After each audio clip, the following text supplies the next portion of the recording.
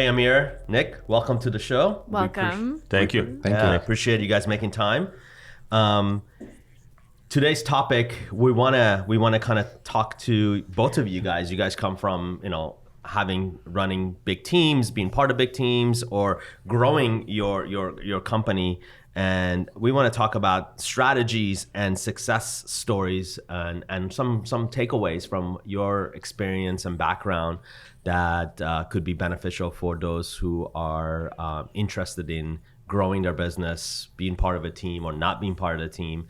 It's always good to share some good and bad and walk through those process. So Nick, you've been Amir, you've been in this industry for a little over 30 years. No, combined 30 years. So Combined. I'm actually 15 years in real estate. Oh, okay. So I was an independent broker. So my goal was actually to build a brokerage and offices throughout state of California. Being in Sacramento as a headquarters, and then office in Bay Area, in LA, and San Diego. So my goal as an independent broker was to build a brokerage and bringing agents, teaching agents, recruiting agents, and then coaching them to be successful. So I was never a big believer in the teams, building a team, because having a team agent gets only fraction, less than 50% of commission, and agent does all the work. So I was a bigger believer in teaching agents how to fish instead giving them fish, right? Mm-hmm. So because market changes, circumstances changes. So if they don't know how to generate leads themselves and how to run the business, they're going to be out of the business soon. So if they're part of the team, so you can analyze a bunch of agents, they were part of the team, and they pretty much, if they're on their own, they're probably left the business already. Right. Because 80% of agents, unfortunately or fortunately, leaving the business within 3 years, right? So when you say you're going to teach them fish and not give them the fish, correct. What does that mean? What do you do that is different than maybe others? It's a good question. So it's I developed 19 lead generation systems. I'm big into the creative marketing and marketing. Right? Creative fishing would be good. So creative marketing. As a matter of fact, I'm enrolled to get a PhD in my marketing degree as well. So which will help building credibility as well for the coaching and agents. But 19 lead generation systems help me closing consistently over 50 transactions every single year. As an agent, Right. So, and without a team. So that's important to know. So one agent closing 50 transactions is better than a team of 5 agents closing 200 transactions, right? So it's if you divide. So 19 lead generation systems, some of them are very creative, to generate buyers and sellers leads.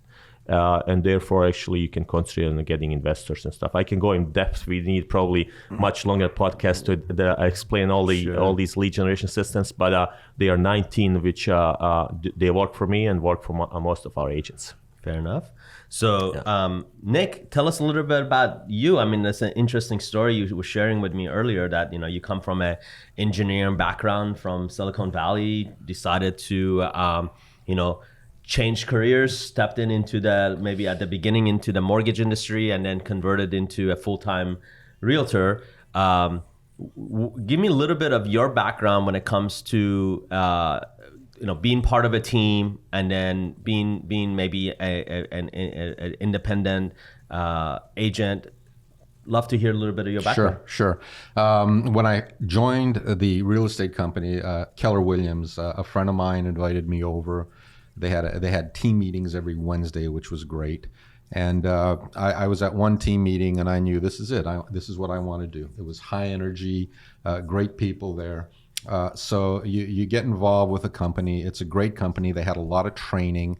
I took advantage of all the training they had. I didn't make any excuses. I did everything that they had this month-long program, and they had this other program.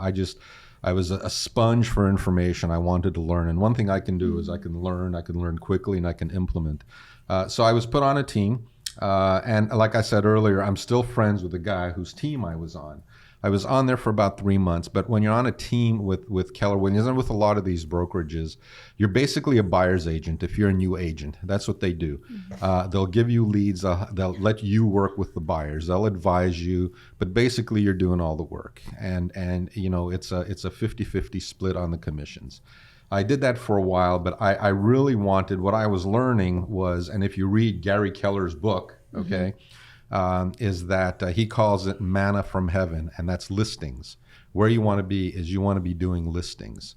And I really wanted to start doing listings. I really wanted to do that. The model that Keller Williams has does not really allow an agent who's on a team to do that. So I had a discussion. So I left the team. I stayed with Keller Williams for a while. And, after a while, they have great training. They have programs, but I felt they were very boxed in. So I met Amir through a transaction. I was representing the buyer. He was representing the seller. I think he remembers that one. Yeah. And I just something about, when I talked to him on the phone, sometimes you just know when you're talking to another agent that they know what they're talking about, or these guys are brand new, or they're just dumb as rocks, okay? And we're going to have a problem here. I knew Amir was on top of it because there was a problem that developed with a transaction we had. So when I was looking to leave, I called him up. I said, "You hiring?" He says, "Yeah." He says, "Come on over." And I said, "Well, I'm going to go to this other place."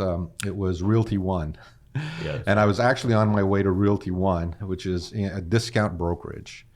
And he said, "Well, he's come here first." So I went over there, and I really liked it. It was a small brokerage, Prestige Realty.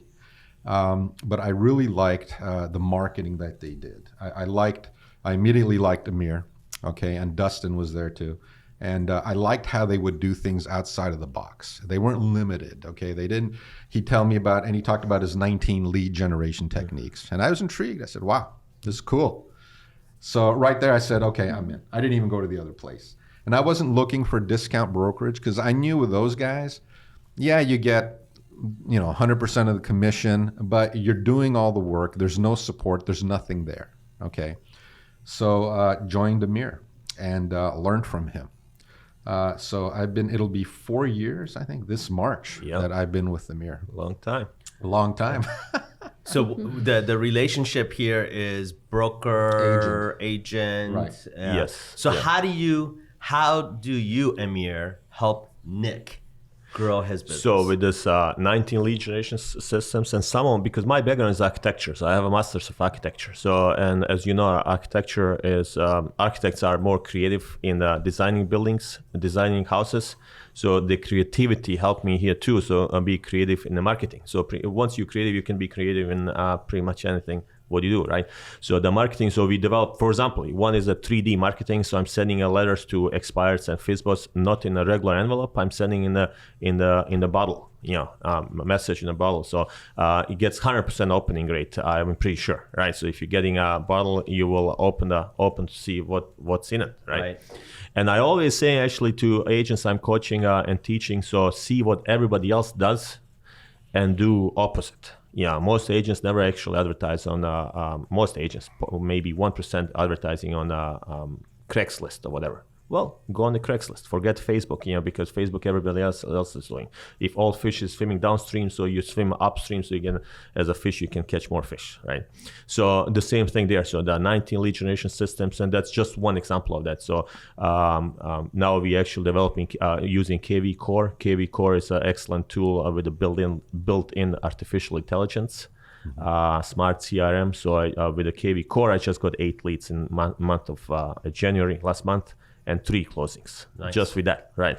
So it's and constantly changing. And I mean, my library is about 2,000 books, so you have to actually be stay on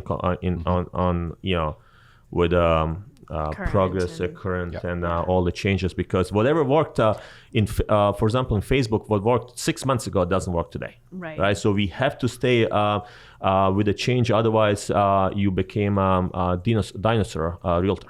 Right, so it's door knocking and cold calling doesn't work anymore, right? I mean, it's very good if you want to stay in shape. Yeah. So in that conversation, how this 19 lead marketing strategy that you have, how do you see the iBuyer environment that you have to compete with from you as a broker, you as an agent, looking at that and go, how do you look at it? Because I could give you my perspective, but I really love to hear how you guys look at it. I would love to hear your perspective too. But iBuyers currently is only 7% all the transactions, right? So it's very small competition. I'm not afraid of that. And most agents, most experienced brokers, agents are not afraid because first of all, a machine cannot replace the realtor, right? So the people will not be just buying online and selling online. So it's more into it, right? So, more how, if you say you wanted a specific house, I can base my searches based on the open floor plan. And millennials have different needs than the baby boomers or Generation X, whatever. But however, so we shouldn't overlook that as well, because it's always good to be with up to the speed what's going on. So we joined actually EXP last year, and EXP got approved, I believe, $2 billion in funds to do iBuyers. So we can do iBuyers like anybody else, like Zillow. I can compete with Zillow, which before as a small broker I wouldn't be able to do it. It's only 7% of transactions, but at least it's good to even capture the 7%, right? And 7 maybe more in the future, right? Yeah, so. And the iBuyer, it's great because, and that's what's great about EXP. They always seem to be above the curve. They're right on top of the curve, and they have their own iBuyer program. So it's advantageous to us where we could use it. As a matter of fact, last night I was talking to a client and I said, listen, we have our own iBuyer program. If you needed to leave tomorrow, we can have a cash buyer for you, okay? So it's another tool in our arsenal to use, but I'm not afraid of it. A lot of people are afraid of it. They're going, the Zillows are going to kill realtors and this is going to kill realtors. That's all great when you're in a seller's market. But as soon as the market shifts, that's when things get dicey. And we're going to start seeing a lot of these companies closing down because they're just not going to be able to compete. You can see with Open Doors, for example, they buy, your house is worth $400,000, they pay $380, right? So and they trying to sell for $400,000 or whatever, $410. It works in today's market, but it will, as you know, in 2010, 11, 12, you buy a house for $400,000. Next month is $390. 6 months is $350. So companies like this will be going probably much faster out of business. They did get into the business. Yeah. I think the fundamental fact is that as a broker, as a leader that manages a ton of real estate agents, you have to understand your marketplace. You have to understand your competition. And if you don't have a strategy on how to embrace it and you just want to fight it, that's not a winning formula. I agree. Yeah, you have to have ability to adjust and be able to manage the market, So it's good to hear. I think a sign of a good leader is someone who stands back and says, what can we do to be part of the game and join it? Yeah, right. So that's exactly it. And it's 7% today. In 2 years from now, my opinion is going to be 20%. Oh, 20%. Yeah. Exactly. But if you're part of that 20% as a solution, now that's a different story, that's right? Right. So I think that's why I'm glad. So we have this iBuyer software. Exactly what I said. So it's join them. So don't fight because you're not able to win the fight. Right. Yeah. My philosophy of real estate is you either adapt or you're going to die. And I see that sometimes with some of these older agents that have been in. Well, I've been in for 30 years. Yeah, but you know what? This 25-year-old guy is kicking your ass, because he's learning, he's adapting, he's using technology. You have to be ready to do these things. You have to be willing to do these things. We have a new agents actually getting in the business and they're closing 20, 30, 40 transactions first year or second year because they, social media is, if you 7-year-old realtor who never uses social media, so if you don't change quick enough, you're gonna go out of the business. Yeah. Well, I think if they're not using social media, they shouldn't be in this business to begin with, because social media is like 10 years ago. If you think about it in a technology world, right? Believe it or not. So I had a transaction maybe 5 years ago. And then I stopped using fax probably 10 years ago. Right. And this guy didn't have an email address. He's asking me to fax the offer. I don't even had a fax. That's right. I said. Yeah. So No, I mean, I figured out how to fax, but it's, you know. yeah. I mean, I think to be successful, and I hear it from you guys, I think you guys have a vision, right? You say, this is what we want to do, and I have a plan, right? Right. Half of the people in our industry doesn't have a plan, right? So it sounds like you guys have the plan. But I think that the other thing is that you're making decisions. You know, there's a lot of people that stand there and don't make decisions. You know, they're just like, oh, what if? They play that what if instead of making a decision to move forward. So I think this is really interesting. So I would love to ask you to give me just a little bit of insight. I know this is not public, but you're writing a book. Yeah. Rich Agent, Poor Agent. Yeah. Tell me a little bit about that. Rich, as everybody knows about rich dad, poor dad, right? So rich agent, poor agent, not financially rich agent, poor agent, but was actually idea developing, comparing a rich agent mindset versus poor agent mindset. So as you know, if we have, for example, we have at least 17,000 realtors here in Sacramento. 6,000 of them don't close anything, right? So they just keep the license. So people getting in a business with different motivations. Most people think I'm going to get a real estate license, I'm going to get rich overnight, right? So it's not the case. You have to work, and then you have to put the mindset correctly. Mm-hmm. So easiest explanation of the poor agent mindset would be somebody who is, for example, going to the flat fee brokerage, you know, with the idea they're going to save the fees. Mm-hmm. So they're thinking, with saving the fees, I'm going to make more money. Theoretically, yes, but just a little bit more money because of the amount of the fees. A rich agent mindset is not afraid to invest in his business. You know, they look on the big picture. You're not like, yeah, I'm saving $50 here, so let me go to this flat fee brokerage, because it's, like I said, a poor agent mindset instead of developing the whole business plan, right? I don't want to give too much more information. That was a good tip, though. Yeah. Wait for the book. Wait for the book. But I mean, but you're right. You know, I think the way you pictured it is actually correct. Is that, you know, you have to have the mindset, right, to say, I am investing in my company, I'm investing in myself, and I'm going to do things that allows me to move forward. I think those who just look at their business based on a few dollars here and there, they might not have that mindset. That's probably not the best business for them. Right. I think it's also a trend that we've seen year over year is that 10% of the agents are doing 90% of the volume of transactions. So there's a reason for that. There's things that they're doing that cut them above the rest, and there's a consistency with those things that trend. So I mean, it's known. So you can be the best plumber in the town, and you can fix every single plumbing problem. And then logically, you're gonna think, I'm just making hourly rate instead of making somebody else rich. I'm gonna open my plumbing company. You're the best plumber, you know the trade, but if you don't know the business, you're gonna close your plumbing company faster than you open it. That's right. So it's you know the trade, but you don't know how to get a business. And the same with real estate. Right. Yeah. So, I think we're wrapping up, but I think a good way to wrap up would be to share one tip to new agents or agents that want to grow their business from both of your wealth of wisdom and experience. Well, one thing what I obviously, everybody can get real estate license, unfortunately. You just get online class and you don't even need I don't know if you need high school diploma, you probably do, but everybody can get a real estate license. But the tip is actually you need to team up with the right people to help. You have to get a good mentor, especially in the beginning. If you don't have a good mentor, you're gonna probably not be successful.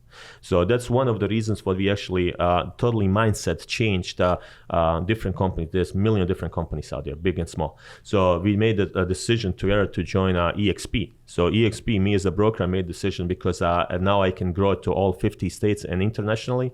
And Nick is broker, by the way, right now. So as well, he got licensed. But any agent, he can have the same opportunity like the broker there. And then what they have, they assign a mentor. So you have, for the brand new agents, for example, you can get a mentor. Mm-hmm. You have 40 hours of training every month, and then the best technology right now. So because they're investing millions and millions of dollars in technology. Mm-hmm. Not to mention That's the only company who started offering 3 leads of 3 ways how to generate leads, money. So instead only commission. If you work for any other company, you just make commission. If you don't sell, you don't make money. Here you can get stock, which is publicly traded. So I will probably finish first year with close to 3,000 stock, at $11 each, right? So, and then revenue sharing. So that's what helped me. For example, last year I took 4 months off. I was traveling out of the country. With those 3 streams of income, agents can be successful in real estate. Yeah. Right. Me, real quick, is you're going to be an agent. Number one, treat it like a business. Okay. If you want this to be your business, treat it like a business. Be consistent, and get involved with a good mentor. Very important. And just listen, learn, and move forward. You're going to have ups and downs. And just think to yourself. I always say this to myself. I go, okay, if I employed myself, would I fire me for not doing what I'm supposed to do? So think about that. If you're going to be an agent, and now no one's there to tell you, you got to do this, you got to do that. You've got to tell yourself to do that.